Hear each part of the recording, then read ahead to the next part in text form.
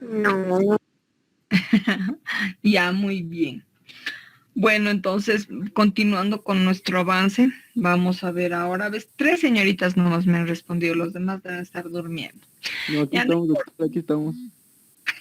Muy bien, gracias. Aquí estoy, doctora. Ay, qué bien. Ya por lo menos sé que no estoy tan sola. Ya, muy bien, jóvenes. Entonces, ahora hablemos de lo que es biología molecular. Para hablar de biología molecular, debemos recordar que estudia la biología molecular. Esta se dedica al estudio de los procesos que se desarrollan en los seres vivos desde un punto de vista molecular. ¿Cuál es la influencia que tiene en genética? No se olviden que la molécula de ADN es la que va a sufrir modificaciones, cambios y manipulación. Entonces, por ello es que se habla de biología molecular, ya que se hace énfasis en las nuevas técnicas utilizadas. Si bien nosotros tenemos una evolución, es a partir del año 70 que se inicia, ¿no?, con el trabajo con la molécula de ADN.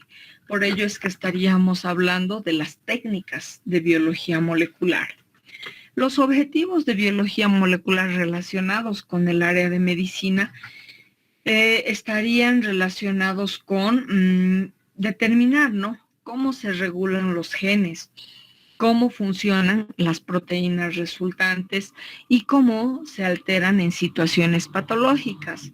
O sea, aquí ustedes están viendo un tejido normal que forma parte de lo que es una homeostasis normal del cuerpo, que es el equilibrio, ¿no? Entonces llega un momento que se empiezan a producir lo que son las células neoplásicas, como vemos aquí. Entonces estas células neoplásicas son las que estarían formando por un estímulo patológico. Y entonces es por eso que la biología molecular tiene el interés en poder encontrar una forma de diagnosticar en etapa temprana, de analizar para lograr un tratamiento adecuado y contribuir a que se pueda hacer un seguimiento en los pacientes para poder lograr algún tipo de prevención, ¿no? Entonces es por ello que se tiene que ver se tiene que estudiar lo que son las técnicas de biología molecular. Para poder comprender para qué nos sirven las técnicas de biología molecular, debemos recordar el proceso de la replicación. Nosotros sabemos que la replicación viene a ser como que la base para poder entender, ¿no?, cómo es que la información pasa de una generación a otra.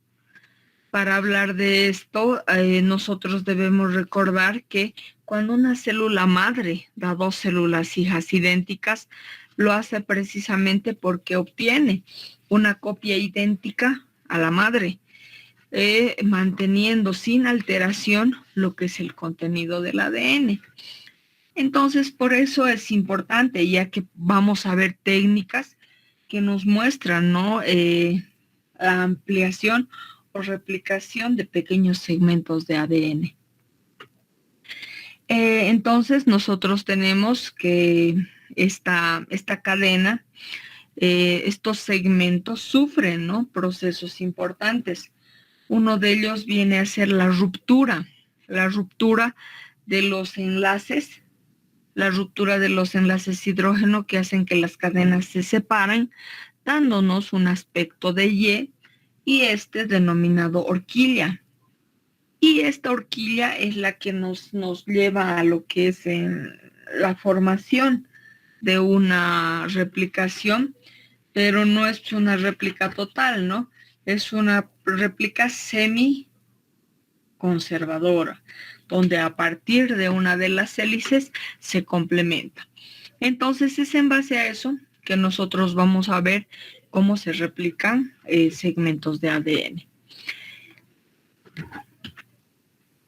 Ya aquí tenemos 2 moléculas hijas idénticas. Entonces aquí vemos a la cadena madre, que por ruptura de sus enlaces va a formar la horquilla en y nos va a dar lugar a las dos cadenas completamente idénticas a la madre. Y aquí nosotros tenemos otra replicación del ADN que también nos sirve para poder visualizar, ¿no? Cómo se va a formar de forma idéntica a lo que es el segmento inicial de ADN. Entonces, para poder comprender lo que son las bases celulares y la base celular y molecular de la herencia, nosotros tenemos que hablar de ciertas técnicas que son consideradas las técnicas de biología molecular. Para lo que vamos a utilizar los marcadores de determinación directa. Entre los marcadores de determinación directa son estas las técnicas que se utilizan. Tenemos entonces la extracción y cuantificación del ADN. Tenemos lo que son el descubrimiento de las enzimas de restricción. Tenemos la prueba del PCR, que es la reacción en cadena de la polimerasa en tiempo real y la que se realiza de forma convencional. Tenemos lo que es las técnicas de secuenciación y los micromatrices. Entonces, utilizamos varias de estas técnicas para poder lograr los objetivos que se planteen con la utilización de estos marcadores. Una de las características va a ser, ¿no?, el estudio de lo que son los polimorfismos. Entonces, los polimorfismos, como dice su nombre, simplemente, ¿no?, son las distintas formas en las cuales se van a presentar las formas de ADN, que más estarían hablando de algún tipo de mutación sin repercusión patológica. Entre las técnicas de replicación, corte y repegado del ADN, nosotros tenemos a las técnicas del ADN recombinante. Si ustedes se acuerdan, una vez que se ha iniciado lo que son el descubrimiento de las enzimas de restricción, inmediatamente en 1972 es que se ha encontrado, ¿no?, al primer ADN recombinante que ha sido producto de lo que son los trabajos realizados, ¿no? Entonces esto ayudó a cortar, a determinar un determinado segmento de ADN y luego ha sido pegado mediante el uso de enzimas de existencia natural que han encontrado en microorganismos. Entonces, esto también se refiere a procedimientos para multiplicar una molécula determinada de ADN mediante su incorporación a elementos autorreproducibles en microorganismos. Entonces, aquí han utilizado como herramienta básica a lo que son las enzimas de restricción. Aquí tenemos una evolución de lo que ha sido la evolución en relación a los marcadores. Entonces, los marcadores de determinación directa nos hablan de los avances que se ha tenido en las últimas décadas del siglo XX. Entonces, se ha trabajado sobre lo que son las técnicas de biología molecular y sobre todo aquellas en las que tienen que ver con el análisis y manipulación del ADN. Entonces se abrieron las puertas a un nuevo tipo de estudios de polimorfismos y ya no sobre los productos de los genes, sino directamente sobre los genes mismos.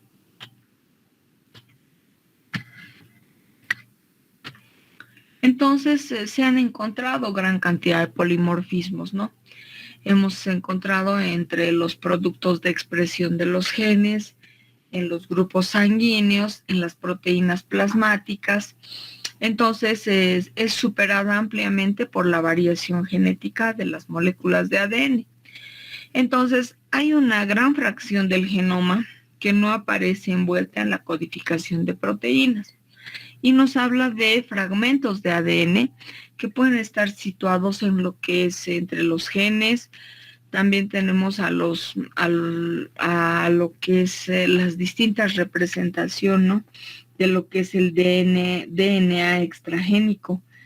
Entonces se han empezado a hacer análisis de este tipo de regiones de ADN de acuerdo a distintas características, ¿no? Entonces, al ser acumulados en otras áreas y no ser eliminados, nos dan una herramienta para poder ser utilizados y determinar, ¿no?, una especie de variabilidad. Entonces, el proyecto del genoma humano en el año 1990 ha sido como que un paso para poder tener más luces en relación a lo que son los proyectos de la biología molecular. Entonces, se inicia con la secuenciación del ADN humano y se accede al conocimiento de una gran variedad de polimorfismos, muchos de los cuales han sido o están siendo analizados en las distintas poblaciones. Entonces, han revelado una enorme variabilidad que es transmitida según la herencia mendeliana. Entonces, gracias a las investigaciones, se ha visualizado la clasificación de los polimorfismos del ADN. Pues para ello se utiliza varios criterios. Podrían hablarnos de lo que es la división entre ADN nuclear y ADN mitocondrial. Y dentro de ello se podría hablar de cada grupo de ADN codificante y no codificante. Entonces las técnicas continúan avanzando y se muestran distintos estudios de ADN. Entonces lo que se describe son las primeras técnicas utilizadas para poder determinar los tipos de polimorfismos que han sido analizados con cierta frecuencia.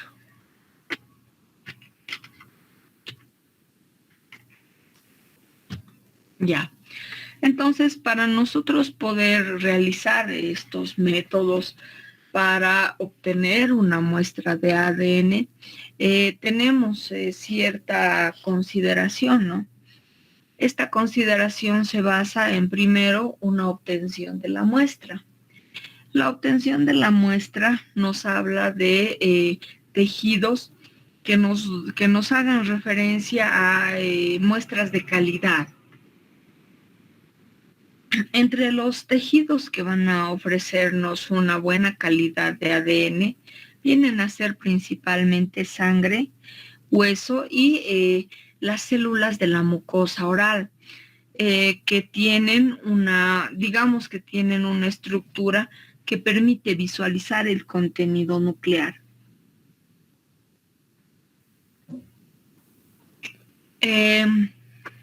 Otros tejidos que pueden ser utilizados y que también nos muestran, viene a ser, por ejemplo, los pelos, ¿no? Ahora se menciona que podemos tomar una muestra de ADN de cualquier órgano. Las células pueden contribuir a eso.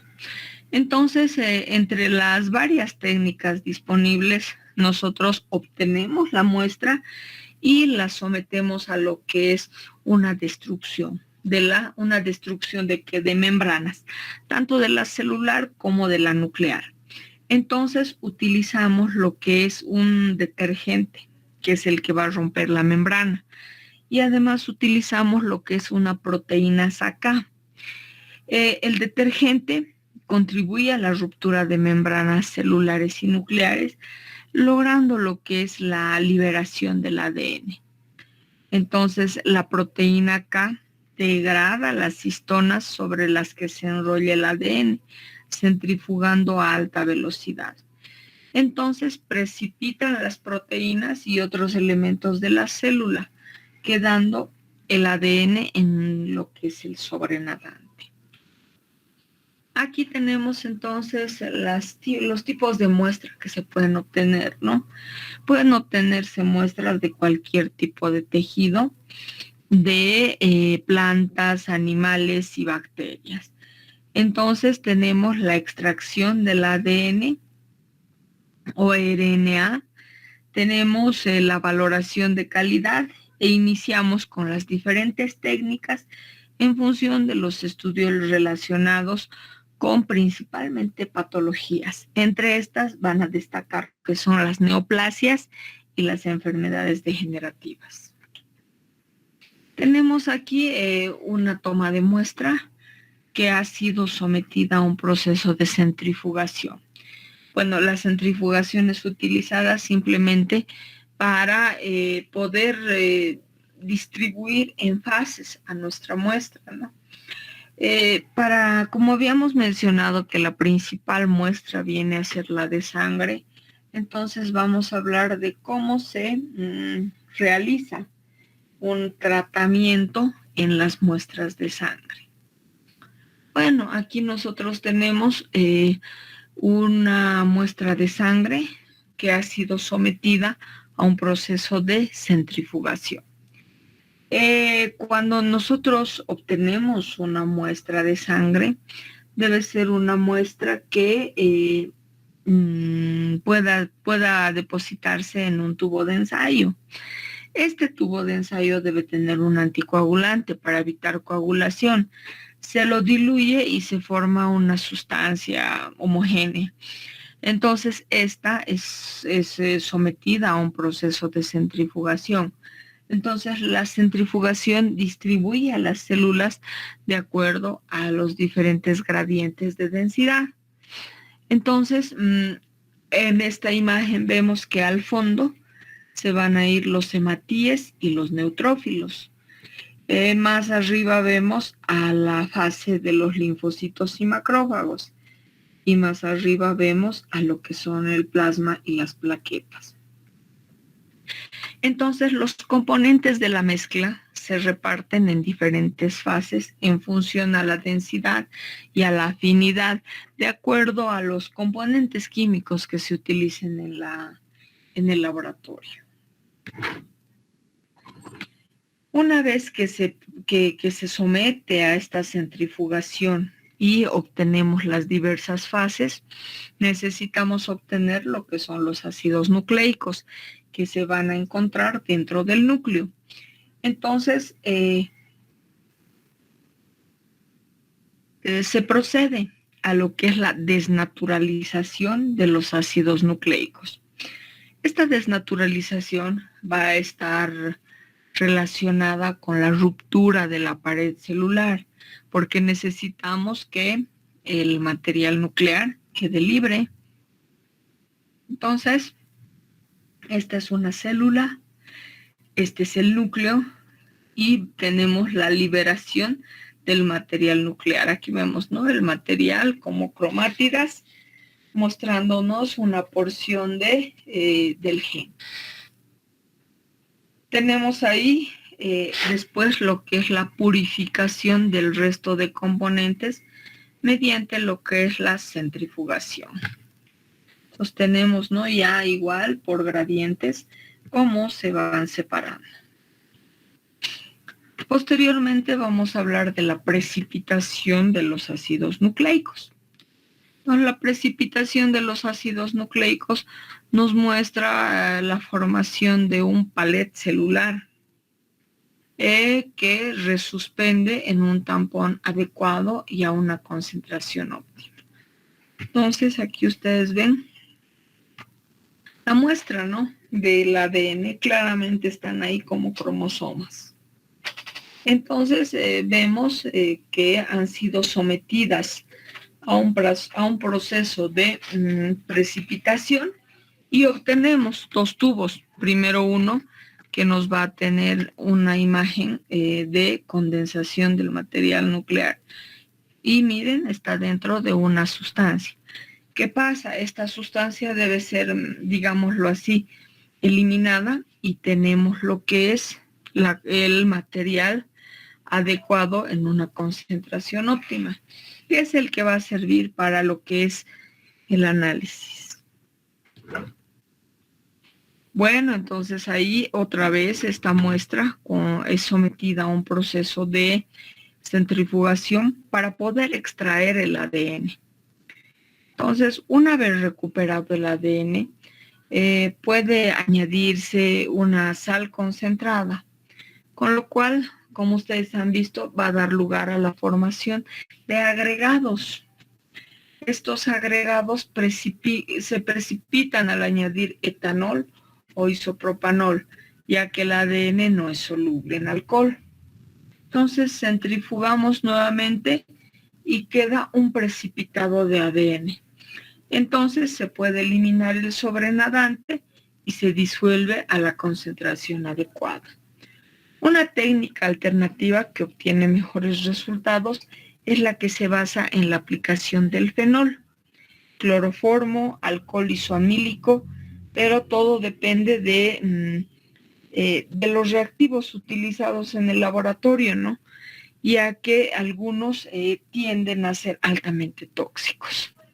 Entonces, otra técnica alternativa es el Shellac, que simplemente es una resina quelante que atrapa los iones de magnesio necesarios para la acción de las DNAsas. Entonces, de este modo, el ADN de la muestra no se degrada y puede ser almacenado por mucho tiempo. Entonces, ustedes ven aquí las muestras dentro de lo que es una máquina centrifugadora. Aquí vemos cómo están los agregados, que van a estar, como ustedes ven, ¿no? Como una pequeña placa. Parece como que fuera la clara de huevo, ¿no? Dentro de lo que es una sustancia. ¿Qué tenemos que hacer? Simplemente introducir al proceso de centrifugado para tener un material de ADN de calidad. Para la extracción del ADN, primero lo hacíamos de forma manual, como ustedes han visto, con técnicas comunes. Pero conforme ha ido avanzando, conforme hemos ido evolucionando, tenemos ya incluso máquinas, ¿no?, especializadas que contribuyen en lo que es la extracción del ADN. Entonces aquí tenemos una máquina que está destinada a la extracción del ADN. Utiliza diferentes kits comerciales e incluso puede realizarlo de forma automática, mostrándonos el ADN que puede estar conservado a menos 20 grados centígrados al menos o menos 80. En relación a la cuantificación del ADN, muchas veces necesitamos valorar la calidad de lo que es el ADN. Entonces, para evaluar ello se utilizan varias pruebas. Ustedes están viendo ahí una radioactivación que se le da a pequeñas concentraciones del ADN. Entonces, para poder determinar la concentración, se realizan dos técnicas. Una de ellas viene a ser por medio de un proceso de electroforesis de agarosa con una pequeña parte de las muestras y se valora la intensidad de la fluorescencia.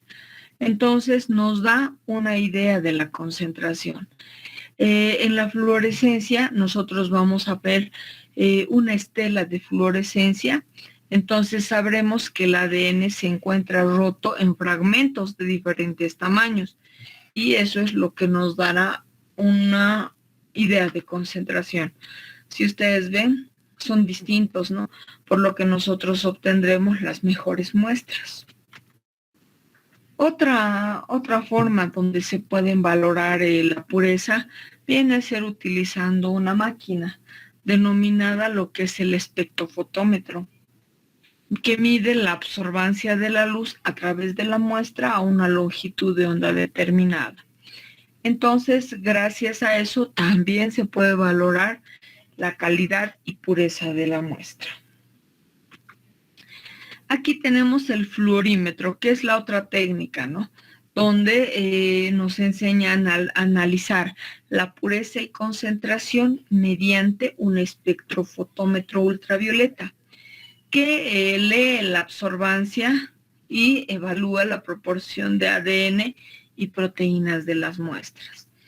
Entonces se compara con las equivalencias y se determina la pureza.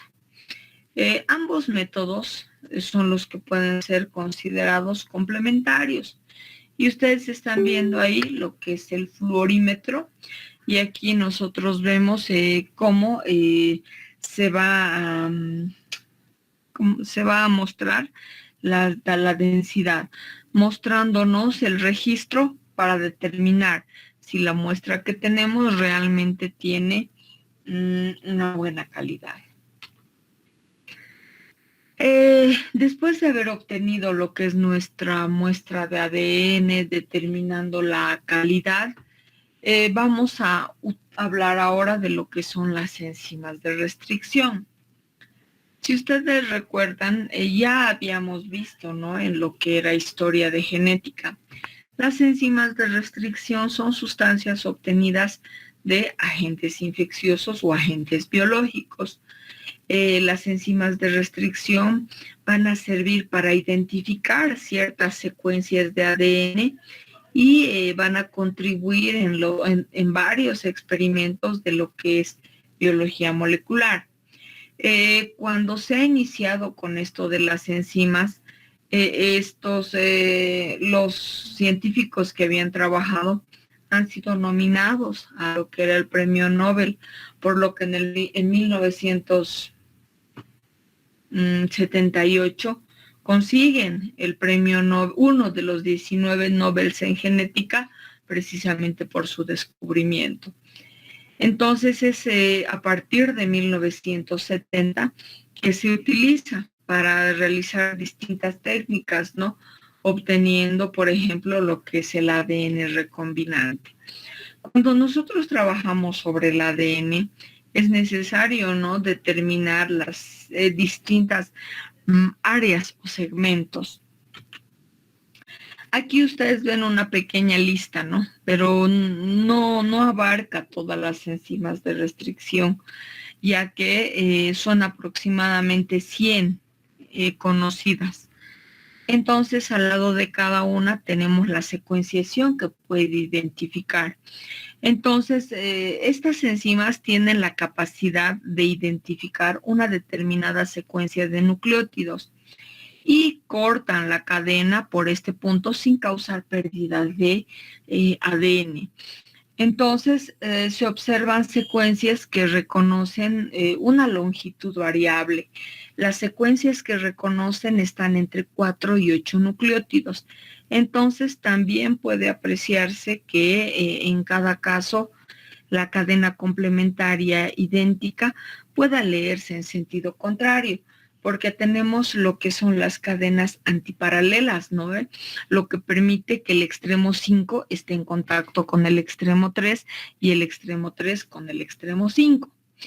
Entonces, las que ustedes conocen y de las que ya hemos hablado, tenemos a la E. coli, de la Escherichia coli, y tenemos a la HAIN-3, que es de la Haemophilus influenzae.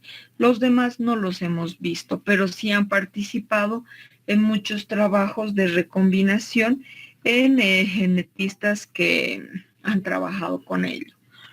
Entonces, tenemos aquí un segmento de ADN, tenemos cadenas antiparalelas. Como ustedes están viendo, aquí va a actuar la E. coli, que es la que va a reconocer la secuencia de tres nucleótidos. Entonces, tenemos aquí GAATTC, que es la que reconoce la E. coli. Y si ustedes ven, en la antiparalela tenemos a la misma secuencia, pero al revés, que es lo que nos muestra, ¿no? Entonces la reconoce y la fragmenta. Hemos dicho que sirve para cortar, ¿no? Y aquí forma una nueva disposición de lo que es este segmento de ADN. ¿Por qué? Porque está haciendo nuevas formas de recombinación.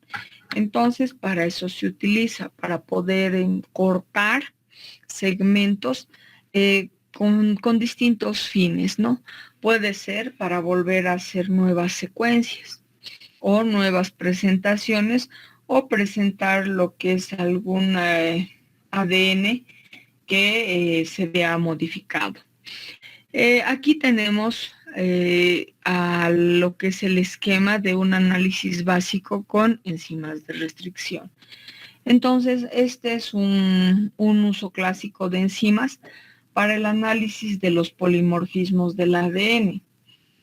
Tenemos aquí a una célula y aquí adentro a lo que es el ADN.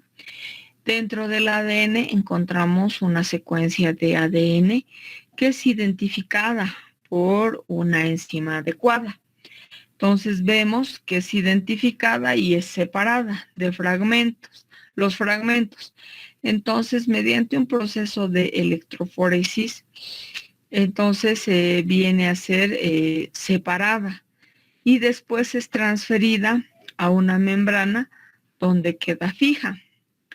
Entonces se hibridan los fragmentos resultantes con una sonda complementaria de la secuencia que se busca. Entonces pueden determinarse lo que son la radioactividad para poder visualizarla. Incluso se puede lavar para poder determinar si es que tenemos coincidencia de dos ADNs que pueden ser comparativos. ¿En qué se utiliza este método? Se utiliza para paternidad y se utiliza para lo que es alguna identificación criminal.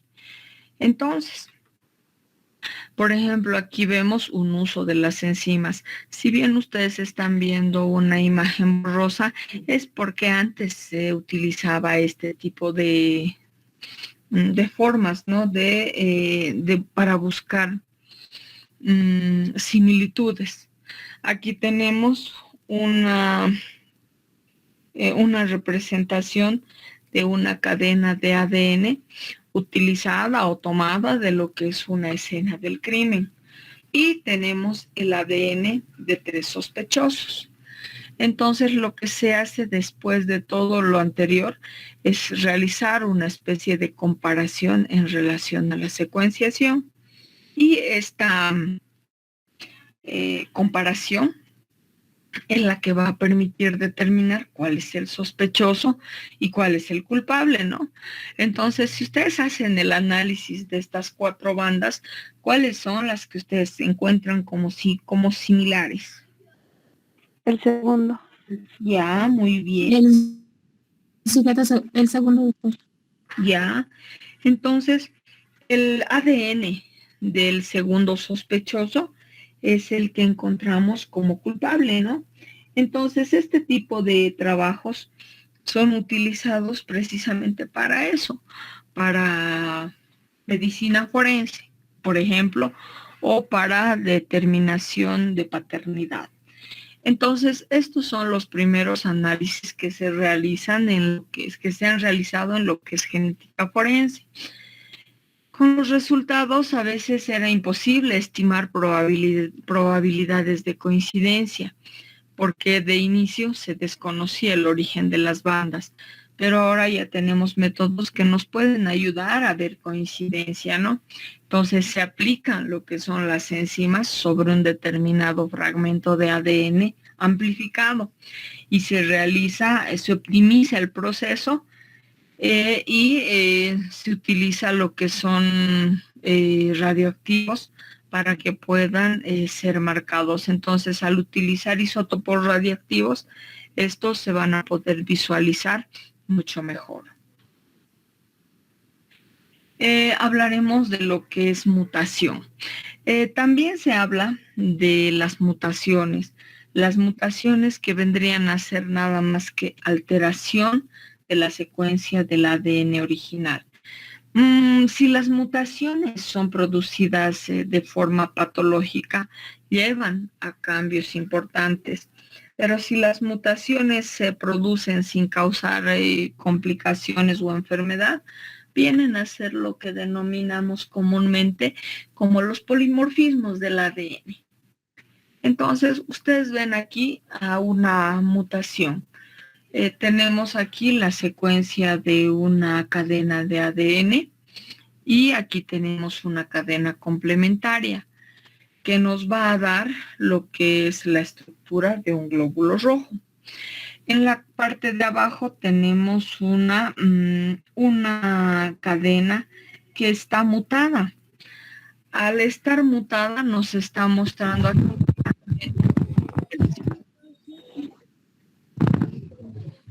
Si ustedes comparan, solamente se ha producido una inversión. Esta inversión altera lo que es la cadena complementaria de la copia, mostrándonos claramente que esta mutación es importante. ¿Por qué? Porque ha alterado la forma del glóbulo rojo. Entonces, nos quedaremos aquí, jóvenes. Vayan a su receso y nos vemos en 10 minutitos. Ya, doctora. Hay un Ya, doctora. Gracias, doctora. Bueno, las mutaciones son importantes porque precisamente las enzimas de restricción también nos sirven para determinar mutación. Y tenemos pruebas de replicación del ADN que se van a encargar de determinarnos pequeñas mutaciones que van a ser consideradas polimorfismos y no van a tener ninguna repercusión. Entonces ustedes ven ahí a una mutación. Se dice que en cada persona se producen 10 a la 7 divisiones celulares y cada vez se copian 6 por 10 a la 9 nucleótidos. Entonces hay un error cada 10 a la 10 nucleótidos incorporados. Entonces la mayoría son los denominados polimorfismos, que van a afectar a los genes no usados por la célula implicada o que pueden llegar a producir la muerte de la célula. Aquí tenemos los tipos de mutación. Tenemos según la célula y según el tamaño. Entonces, según la célula, las vamos a clasificar dentro de lo que son las células germinales y las somáticas. Entre las germinales, ustedes están hablando de lo que es el óvulo y el espermatozoide, y las somáticas van a ser de todas las células corporales. Tenemos según su efecto, van a ser algunas perjudiciales, otras van a ser neutras y otras beneficiosas. Entonces, por ello es que debemos considerar a estas formas. Ahora, según el tamaño, tenemos a las génicas, que son las que van a relacionar a un solo gen. Tenemos las cromosómicas, las que van a estar relacionadas con un segmento de cromosoma, o sea que van a aplicar varios genes. Y tenemos lo que son las genómicas, que creo no tengo imagen. Bueno, según su origen, van a ser espontáneas y van a ser de acuerdo a su agente mutaje. Entonces, hablemos de la génica. Son aquellas que solo van a afectar a nucleótidos aislados. Entonces, hay una alteración del patrón de lectura por una pequeña proteína alterada. Entonces, aquí vemos a la secuenciación de una cadena normal. Y aquí ustedes ven que se hace el cambio en una base individual. Como ustedes ven, hay una repetición de la C. O puede haber adición, en este caso, de uno más. O supresión. Entonces viene a ser la que se va a presentar en estos distintos patrones. Aquí tenemos como consecuencias de la adición, va a haber un corrimiento en el orden de la lectura. Aquí vemos la imagen de lo que va a ser un segmento de ADN mutado. Lo que nos lleva alteración en la lectura. Aquí tenemos, miren, las formas de mutación génica, donde estaríamos hablando de transición y transversión, donde tenemos la alteración, ¿no?, de uno de los componentes de lo que es la cadena. Y aquí tenemos a una inversión. En la cromosómica, estas son las formas en las que se presentan, que también las vamos a ver cuando hablemos de cromosomas. Tenemos la delesión con pérdida de material genético. Como su nombre lo dice, tenemos la duplicación, tenemos la inversión, tenemos la inserción y tenemos lo que es la translocación, donde ambos modifican o cambian su material. Entonces, las enzimas de restricción van a ser importantes porque nos van a permitir realizar estudios que permitan determinar si se ha producido o no una determinada mutación.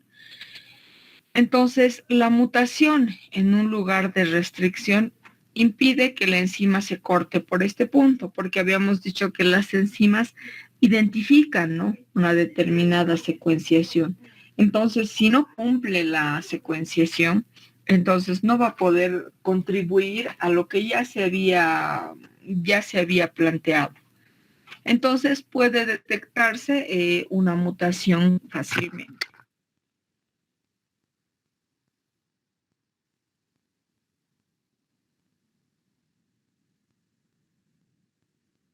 Bueno, entonces las enzimas de restricción nos van a colaborar a determinar si es que existe o no una mutación. Bueno, aquí se ha hecho un estudio, ¿no? Un estudio en el que nosotros podemos ver cómo funcionan las enzimas de restricción. Entonces, se hace un estudio de un determinado grupo familiar. Tenemos aquí a dos progenitores que son considerados como portadores de una enfermedad, porque no han desarrollado. Como son portadores, entonces tenemos aquí a 3 hijos. Estos 3 hijos presentan 3 probabilidades: que un hijo esté enfermo, que un hijo sea portador o que un hijo esté sano. Entonces, siguiendo el ejemplo, a cada uno lo van a representar con una determinada genotipo, con un determinado genotipo. Entonces aquí tenemos homocigótico dominante, homocigótico recesivo y heterocigótico dominante. Cuando se hace el análisis de mutación de banda, entonces los homocigóticos para la mutación tendrán una sola banda más pesada y los homocigóticos sin mutación van a tener 2 cadenas pesadas. Entonces el A recesivo será sin mutación y el A dominante presentará mutación. Entonces los heterocigóticos van a tener 3 bandas que vendrían a representar lo que es la presentación de bandas, que nos harán referencia a que no presentan una mutación. Entonces, para eso nos sirve lo que son las enzimas de restricción. Estas tienen varios usos, ¿no? Y contribuyen a lo que va a ser la biología molecular. Tenemos aquí lo que es otra técnica que viene a ser la reacción en cadena de la polimerasa. Como ustedes pueden ver, esta tiene el único objetivo de obtener miles de copias de un segmento de ADN siempre y cuando se conozca la secuenciación.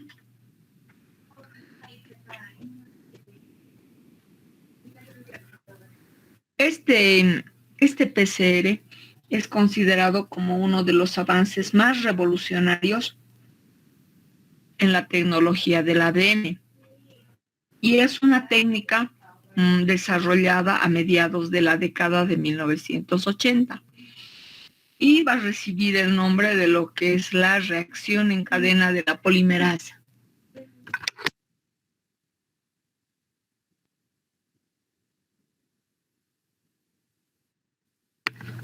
se utiliza para producir enormes cantidades de un fragmento de ADN diana, siempre y cuando se conozca la secuencia del ADN de esta región.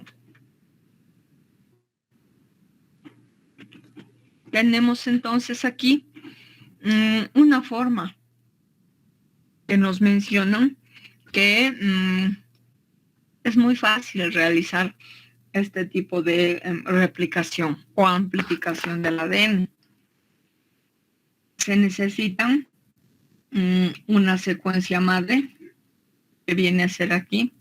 Se necesitan los primers, se necesitan los DNPTs, se necesita la enzima y otras sustancias que puedan contribuir a la realización de este procedimiento, incluso de la muestra y maquinaria que al final nos da lo que es esta prueba de la amplificación del ADN. Entonces, la información de la secuencia de ADN se utiliza para diseñar cebadores. Los cebadores también son denominados los primers, que son cebadores de oligonucleótidos complementarios a las secuencias de ADN, que flanquean o delimitan el fragmento del ADN diana. Entonces, ustedes ven aquí como primer paso, se necesita el ADN molde, el segmento de ADN de doble cadena que contiene la secuencia diana que queremos amplificar. Tenemos a los primers, que vienen a ser estos pequeños fragmentos de ADN de cadena simple, que vienen a ser complementarios a los extremos flanqueantes del ADN molde. Entonces marcan el punto de partida y nos muestran el ADN que se debe amplificar.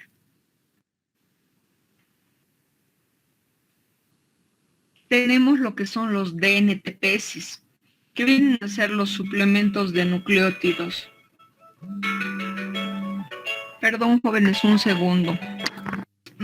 Tenemos aquí los DNTPs, que vienen a ser los suplementos de nucleótidos que van a ser usados cuando se produzca un nuevo ADN.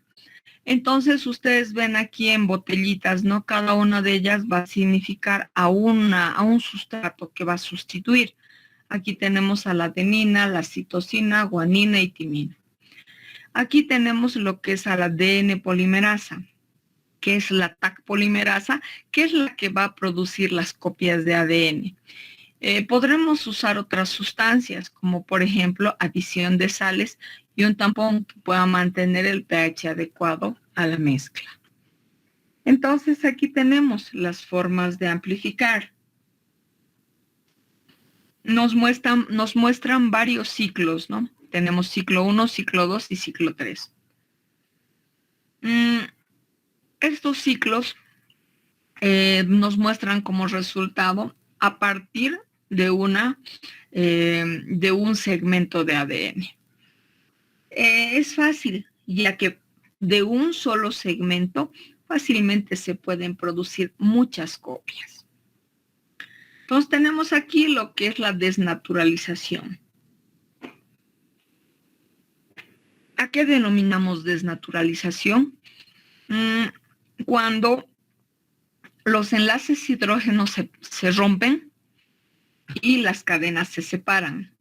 Entonces ustedes ven, aquí tenemos al cebador o al primers, que es el que nos va a limitar una formación de una copia idéntica a la primera. Entonces aquí tenemos el cebador que nos da lugar al complemento de la nueva hebra. Vamos a continuar la amplificación. Vuelve a suceder lo que es la desnaturalización, la alineación y la extensión del cebador. Y así sucesivamente, a partir de un pequeño segmento de ADN, podemos ver lo que es la amplificación del ADN. Nos hablan del proceso de desnaturalización. Simplemente aquí tenemos que una muestra se lleva a una temperatura entre 94 y 96 grados para que se rompan los puentes de hidrógeno. Una vez rotos, ya tenemos a las dos cadenas de ADN molde que llega un momento en que se separan.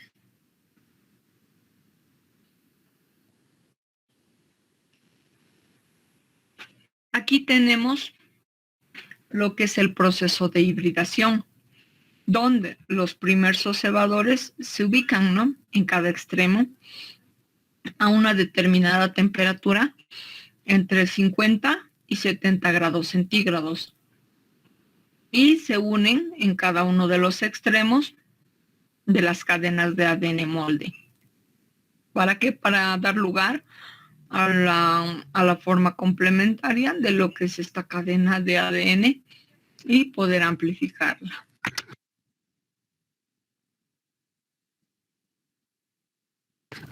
Tenemos aquí ya a la extensión al ADN polimerasa que actúa a 72 grados centígrados para que se realice la extensión de las cadenas de ADN por complementariedad de bases entre los DNTPS y la cadena molde.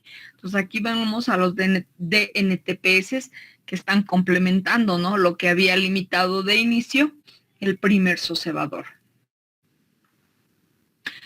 Y aquí tenemos el proceso donde nos muestra, ¿no?, primero lo que es la desnaturalización. Después de la desnaturalización, nosotros tenemos lo que es la hibridación. Entonces, después de eso tenemos ya lo que es la extensión y tenemos la copia de las dos cadenas del segmento de ADN. Tenemos otro tipo de prueba, el PCR a tiempo real. Este PCR a tiempo real es una prueba que simplemente disminuye el tiempo. Nos habla de que este se puede desarrollar en menos de una hora.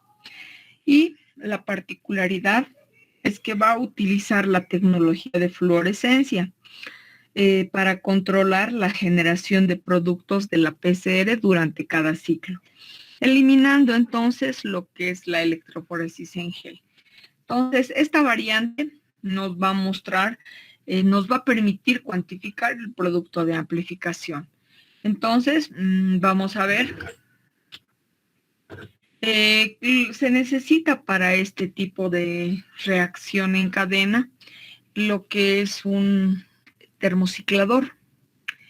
Este termociclador nos muestra que es un método diseñado para amplificar el ADN, de modo que se obtienen una gran cantidad de copias del fragmento del genoma que se estudiaba. Entonces vemos, merced a este proceso, la manipulación y análisis del material hereditario que resulta sencillo y eficaz.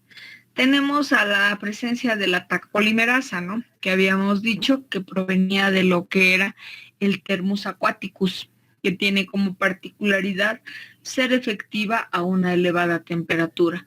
Entonces puede controlarse de un modo sencillo el tiempo durante el cual está sintetizando el nuevo ADN. Entonces esta técnica se realiza en un aparato denominado termociclador, que utiliza una hebra de ADN como molde para sintetizar una cadena complementaria. Entonces, este termociclador contribuye a que las muestras sean sometidas a una serie de cambios cíclicos de temperatura que facilitan los procesos implicados en lo que es la replicación del ADN.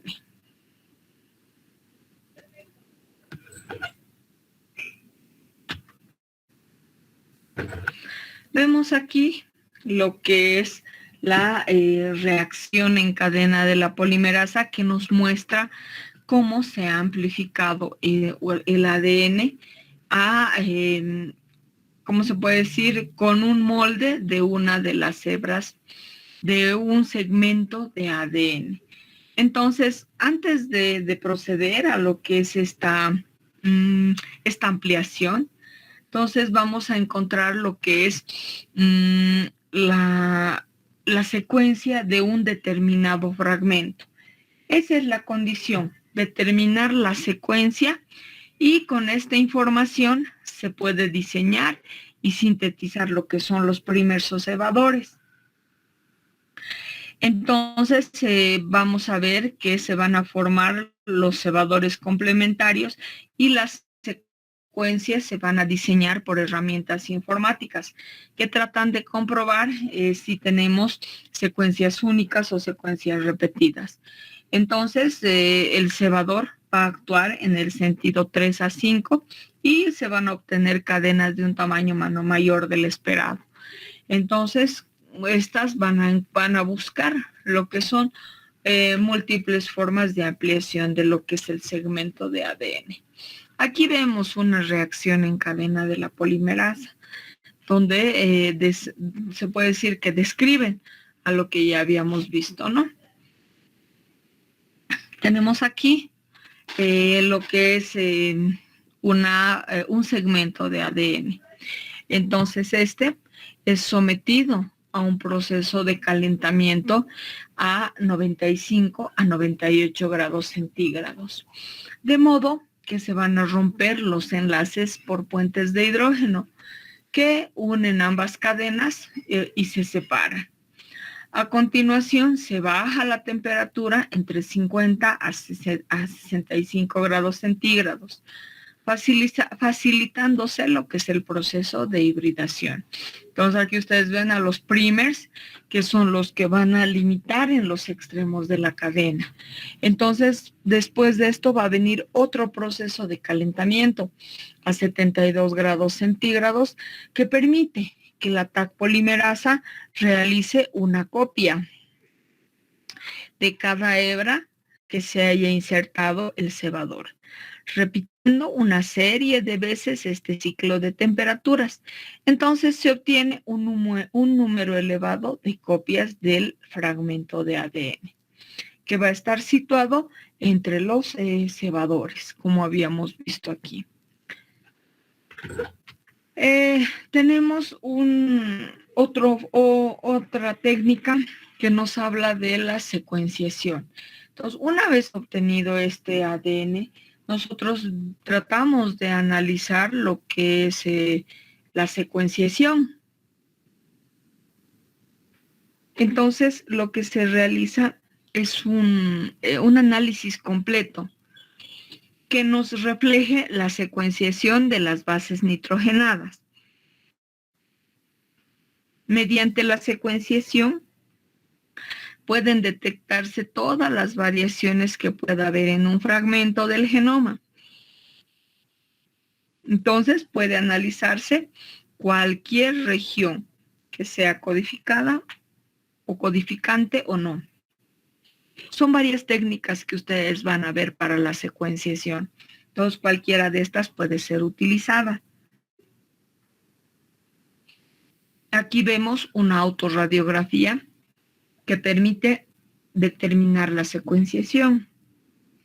Aquí vemos electroforesis vertical en gel de acrilamina, que también permite la secuenciación.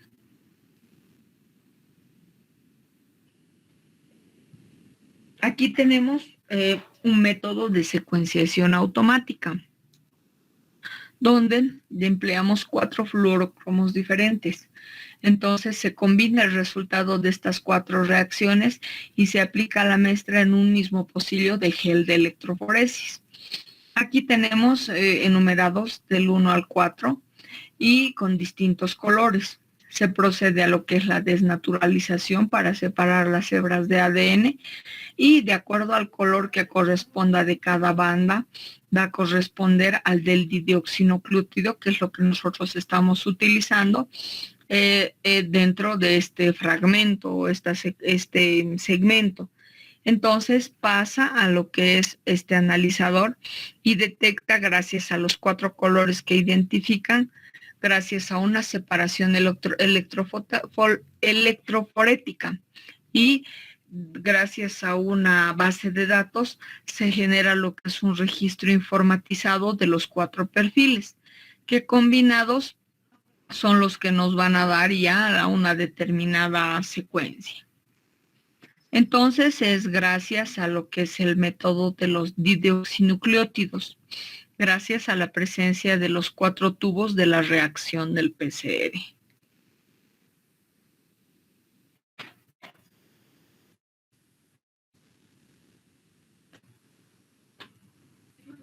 Aquí ustedes están viendo un analizador de ADN, que es una máquina que va a permitir determinar la secuenciación. Es denominado como secuenciador automático.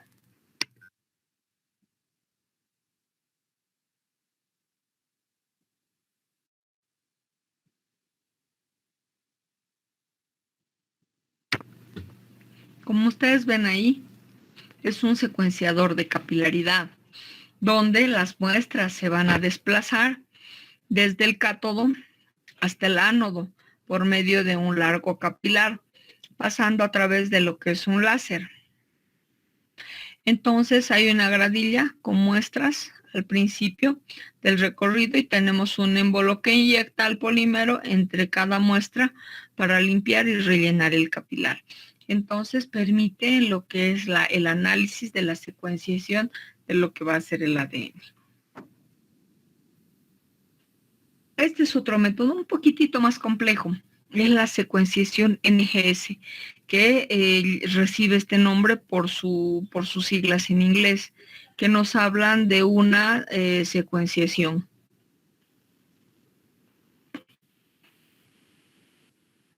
En este tipo de métodos tenemos varias formas de secuenciación, ustedes van a ver. Se utilizan varios métodos que se realizan de forma simultánea con gran cantidad de amplificaciones PCR de pequeños fragmentos. Puede darse mediante un PCR en emulsión o un PCR puente. Ambas formas son las que se van a presentar. En el de emulsión, la mezcla de la reacción consiste en una emulsión de aceite y agua que va a estar creada para encapsular a los complejos de ADN y nanoesferas dentro de las gotículas de agua. Y después de lo que es la emulsión, se lleva a cabo la amplificación añadiendo los reactivos adecuados. Entonces, cada nanoesfera va a quedar recubierta por miles de copias de la misma secuencia molde.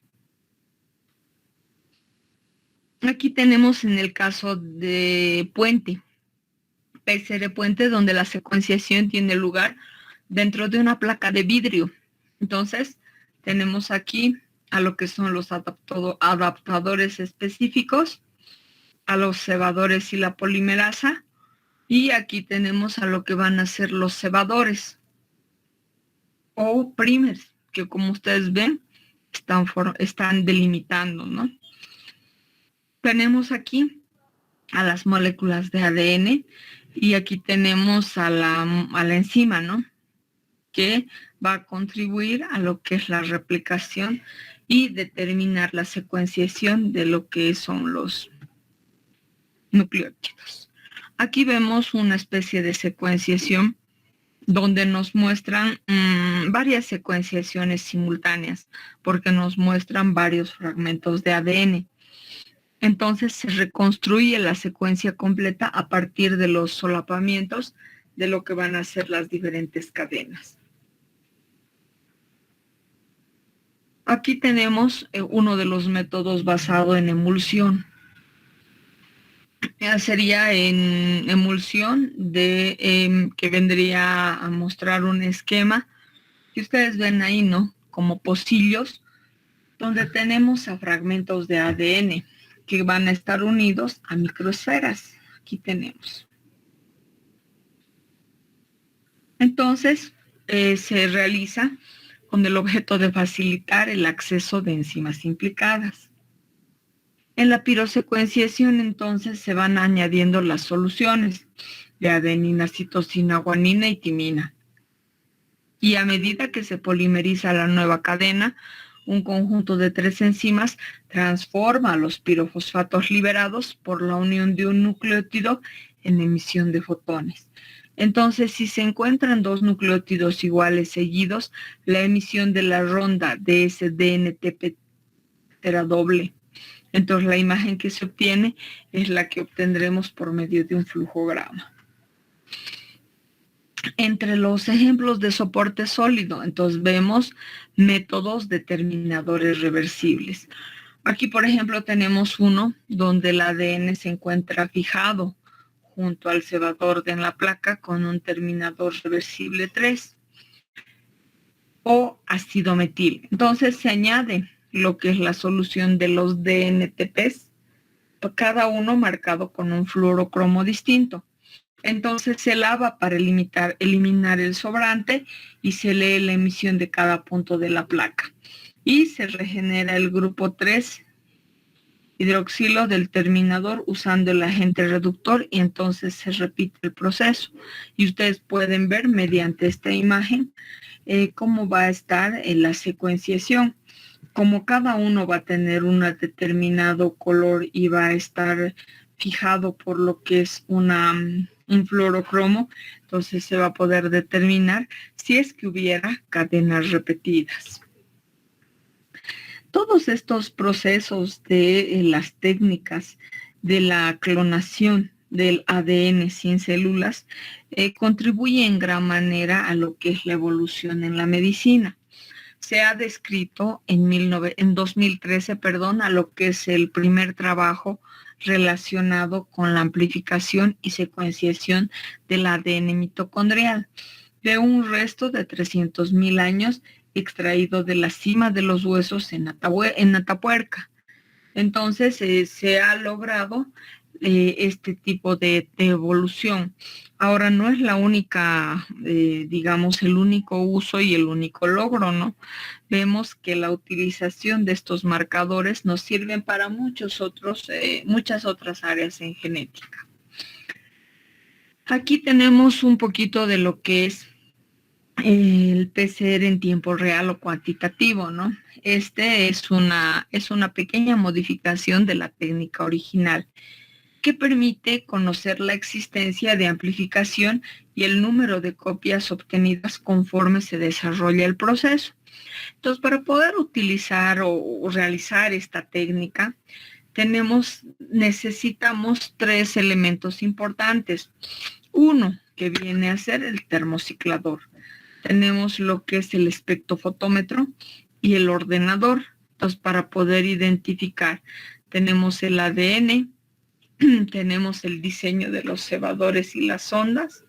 Entonces, se trabaja con ello, con el espectrofotómetro y el termociclador, y se obtiene lo que es una replicación en tiempo más reducido.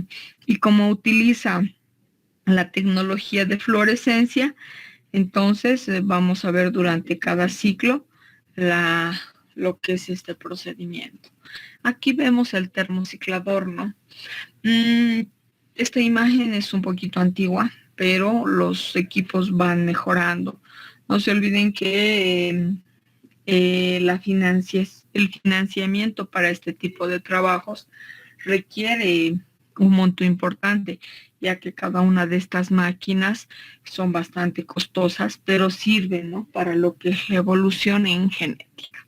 Entonces, este termociclador es el que efectúa el PCR sobre muestras a las que le añade lo que es el fluorocromo en cada amplificación, si ésta se realiza. Entonces el espectrofotómetro detecta lo que es la emisión del fluorocromo y lo transmite al ordenador.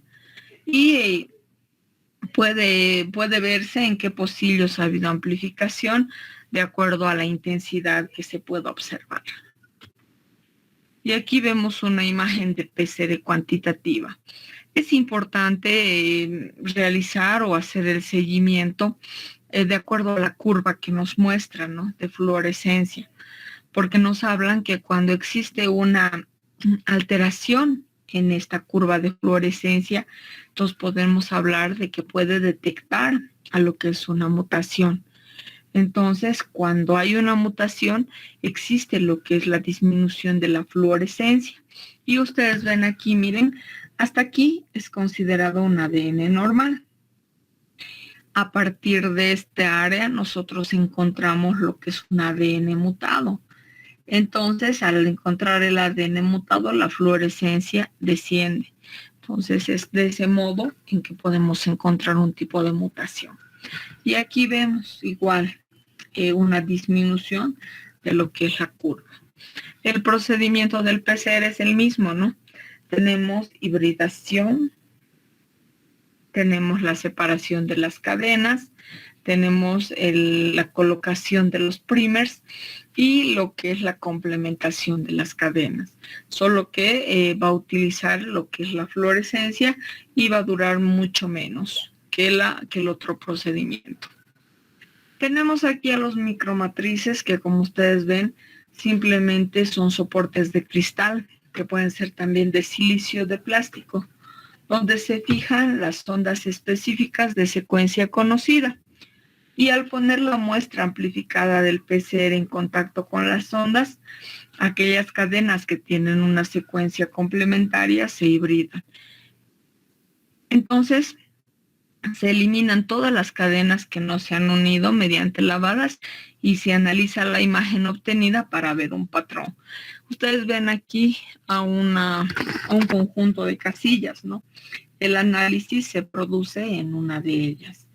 Entonces, gracias a la representación de los colores, podemos determinar que se utiliza lo que es la fluorescencia.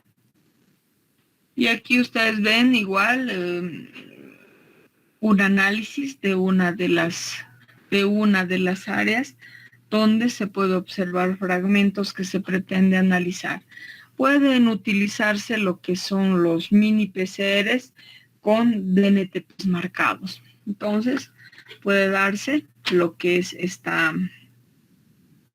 la secuenciación, el seguimiento para la secuenciación, para esta forma de amplificación. Se utiliza todas estas técnicas con varios objetivos. Uno de ellos ha sido el utilizado aquí en lo que es la clonación de animales. Como ustedes pueden ver, se ha realizado lo que es la clonación de la ovejita Dolly. Entonces es una de las, digamos, de los objetivos y es lo que se ha intentado lograr. No es la única, ¿no? Ustedes aquí ven a lo que es el copycat en Estados Unidos. Tenemos aquí a Pampa en Argentina en el 2002. Tenemos a Prometea en Italia en el 2003. Y aquí vemos a Dolly y el profesor Ian Hillmont, su creador. Entonces, estas formas de biología molecular, de técnicas, permiten evolucionar, no solamente en el área de la genética, sino también en lo que es el área de la medicina. Vayamos con la clasificación general de los marcadores moleculares. Habíamos hablado de los directos y de los indirectos. Entonces, gracias a esa clasificación, vamos a mencionar sus aplicaciones. Entonces, teníamos a los directos y a los indirectos. Los directos son los que van a estar dentro del gen y los indirectos son los que van a usar a otro gen o marcador cercano en el cromosoma para poder identificar sus diferencias entre individuos. La utilidad, se le ha dado varias utilidades. Digamos que una de ellas viene a ser la detección de individuos portadores de un gen recesivo. Estaríamos relacionando con enfermedades degenerativas y neoplásicas.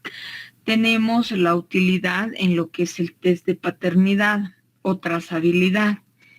Y tendríamos la selección asistida por marcadores. El uso también en lo que es salud pública y en el área de virología. Y bueno, jóvenes, estas son las técnicas de biología molecular que les puedo mostrar en relación a la evolución que hemos tenido y al uso para lo que es la amplificación del